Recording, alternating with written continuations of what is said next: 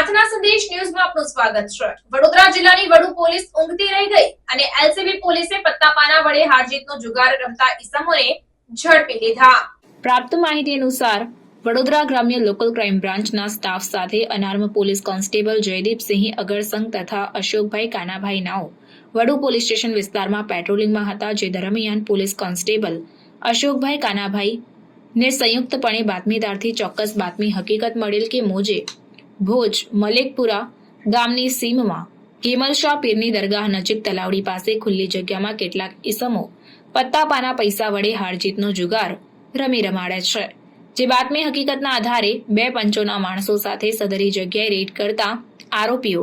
હમીદ અલ્લારખા હુસૈન મલિક, સોહિલ ઇસ્માઇલ મલિક, સિરાજ અબ્દુલભાઈ રાઠોડ અને દિલાવર નિઝામભાઈ મલિક આ તમામ આરોપીઓને પત્તાપાના પૈસા વડે હારજીતનો જુગાર રમી રમાડતા કુલ કિંમત ₹13,100ના મુદ્દામાલ સાથે ઝડપી પાડવામાં આવ્યા અને તેઓની વિરુદ્ધમાં કાયદેસરની કાર્યવાહી હાથ ધરવામાં આવી છે। ત્યારે કહી શકાય કે વડોદરા જિલ્લાની વડુ પોલીસ ઊંઘતી રહી ગઈ અને એલસીબી પોલીસે પત્તાપાના વડે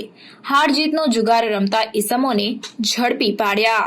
પ્રાર્થના સંદેશ ન્યૂઝની તમામ લેટેસ્ટ અપડેટ્સ માટે ચેનલને હમણાં જ લાઇક, શેર અને સબસ્ક્રાઇબ કરો।